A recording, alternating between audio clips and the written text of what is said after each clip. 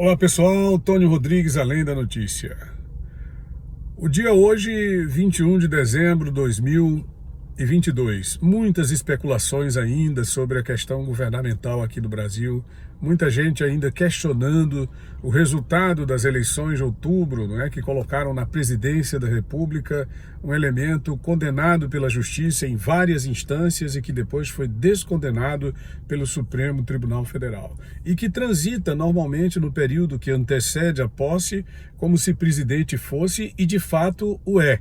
Não, logicamente, pelas vias totalmente legais ou morais, né? Pode até ser legal, mas moral não é. E muita gente questionando essa questão que nós estamos vivendo hoje aqui no Brasil, do Lula presidente, do Lula tomar posse, do Lula não subir a rampa do Planalto, e evocando inclusive as Forças Armadas e o artigo 142 da nossa Constituição Federal. Evidentemente, pessoal, que o Exército, que a Aeronáutica, a Marinha, tem que estar permanentemente preparados para eventualidades diversas. Eventualidades que são inerentes às atribuições das Forças Armadas. Eu já vi, inclusive, pessoas criticando os militares porque eles não trabalhariam, mas é claro que eles trabalham. Eles trabalham estrategicamente, organizando a sua atuação quando ela se fizer necessária. E o que é essa necessidade? Essa necessidade ela surge quando há algum tipo de invasão ao nosso território nacional, território aqui do Brasil, por alguma força estrangeira, por alguma outra nação.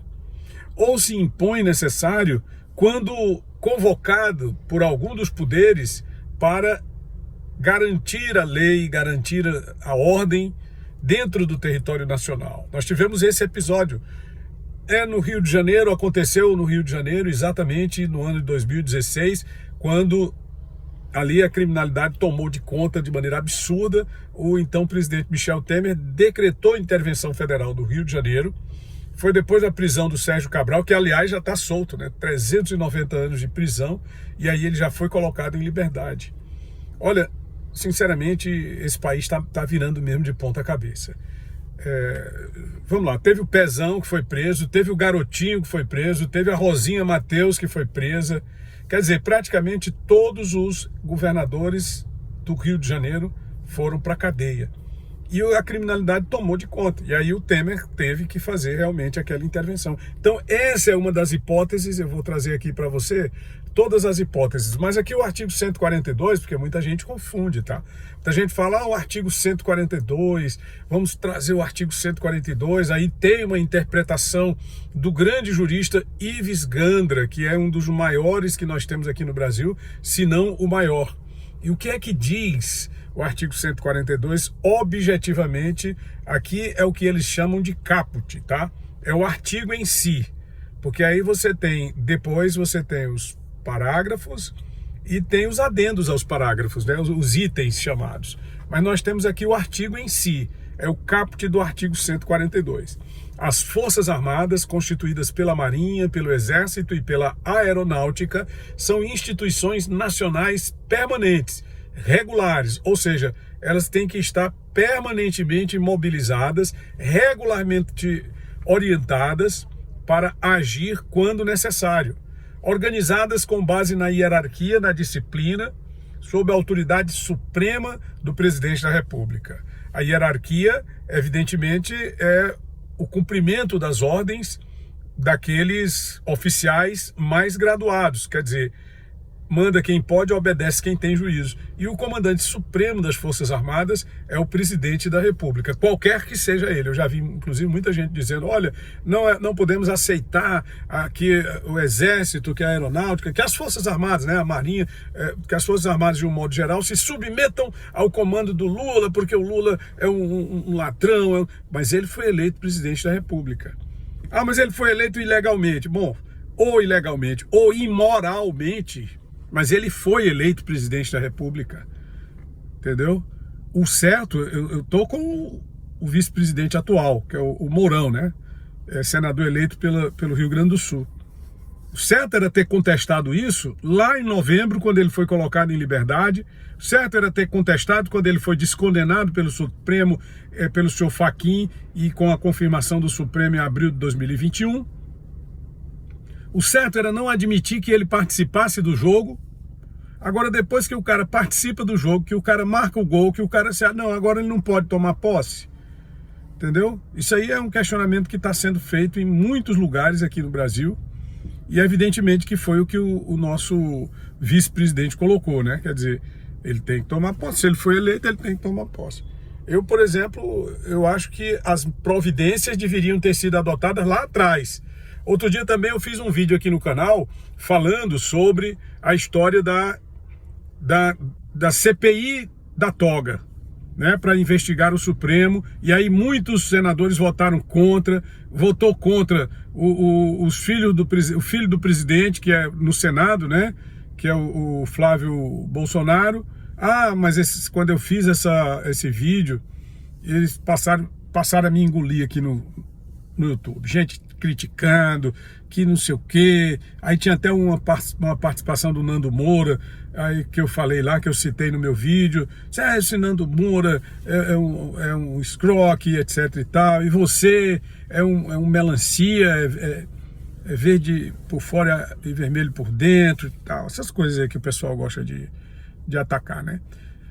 Mas olha, temos aqui o artigo 142. Qual é a destinação das nossas Forças Armadas? Destinam-se à defesa da pátria, à garantia dos poderes constitucionais e, por iniciativa de qualquer destes, da lei e da ordem. Onde é que está dizendo aqui que, pelo artigo constitucional, as Forças Armadas podem intervir no país? Não pode. Ela tem que obedecer à determinação dos poderes, qualquer dos poderes, poder legislativo, o próprio poder judiciário, representado na sua instância máxima pelo Supremo Tribunal Federal, e ao poder executivo, que é o comandante supremo das Forças Armadas. O caso de uma intervenção militar, ela se daria mediante um golpe, mediante a ruptura do sistema, e não através do artigo 142, mas que tem que estar preparados permanentemente. O Exército, as Forças Armadas, de um modo geral, Exército, Marinha, Aeronáutica, olha aqui o que é que diz. São instituições nacionais permanentes e regulares, organizadas com base na hierarquia e na disciplina, sob a autoridade suprema do Presidente da República, e destinam-se à defesa da pátria, à garantia dos poderes constitucionais e, por iniciativa de qualquer destes, da lei e da ordem. Aqui não diz absolutamente, pessoal, que tem intervenção militar para garantir que o Lula não seja empossado, ou que o Bolsonaro continue presidente. Primeiro, que o Bolsonaro foi eleito para um mandato de 4 anos. Ele foi eleito para 1º de janeiro de 2019 até 31 de dezembro de 2022. O que é que poderia esticar esse mandato? Se houvesse um golpe. Não é? Se desse um golpe no sistema. Que é exatamente isso que está sendo questionado aí em nível nacional. Alguns senadores, deputados discutindo, o próprio Supremo Tribunal Federal, que já trouxe para si todos os poderes praticamente da República. Então seria esta a possibilidade, tá? Dentro dessa questão que, mais uma vez, eu estou trazendo aqui por insistência dos nossos espectadores, porque se eu coloco lá um vídeo, a pessoa vai discutir nos comentários. Não, mas o Ives Gandra disse que... Eu assisti a entrevista do Ives Gandra e não entendi absolutamente nada do que se colocou ali como perspectiva de reestabelecer a lei e a ordem com o uso das Forças Armadas, esticando, prorrogando o mandato do presidente. De que maneira? Se ele foi eleito para governar até 31 de dezembro desse ano. E não foi reeleito, entendeu? E jogou com um jogador em completa situação de irregularidade, que era o Lula. Mas só que isso aí tinha que ter sido questionado durante o processo. Isso aí teria que ter sido derrubada a candidatura dele durante o processo. E não depois. Que agora vem se falar, né? Depois que passa tudo, aí só agora Inês é morta, né?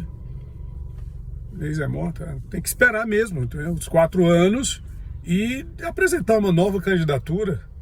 não torcer para o fracasso de ninguém, que a gente não deve torcer para o fracasso do governo, deve torcer para que o governo tenha êxito. Por quê? Porque o êxito do governo é o êxito de toda a população brasileira.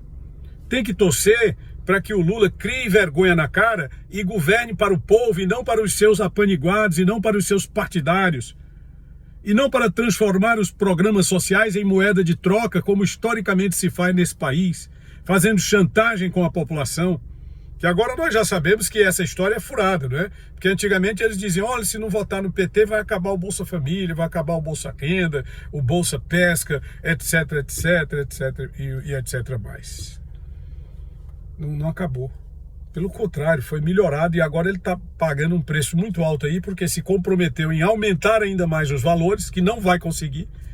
Porque essa história de fura-teto é uma coisa interessante, viu, pessoal? Uma coisa é o Supremo autorizar ele a contratar esse financiamento de 200 bilhões de reais para fazer despesas sem transparência, para fazer despesas fora do orçamento. Outra coisa é o Congresso Nacional autorizar essa contratação de recursos. E a outra coisa é ter alguém, alguma instituição financeira, alguma instituição creditícia internacional que se disponha a bancar esse financiamento. Bom, mas o vídeo já está se estendendo demais. Eu quero agradecer a todos vocês, né? A você que participa, a você que faz os questionamentos, a você que traz aqui para a gente discutir os problemas do nosso país aqui no canal Tony Rodrigues Além da Notícia. Muito obrigado e vamos adiante, tá?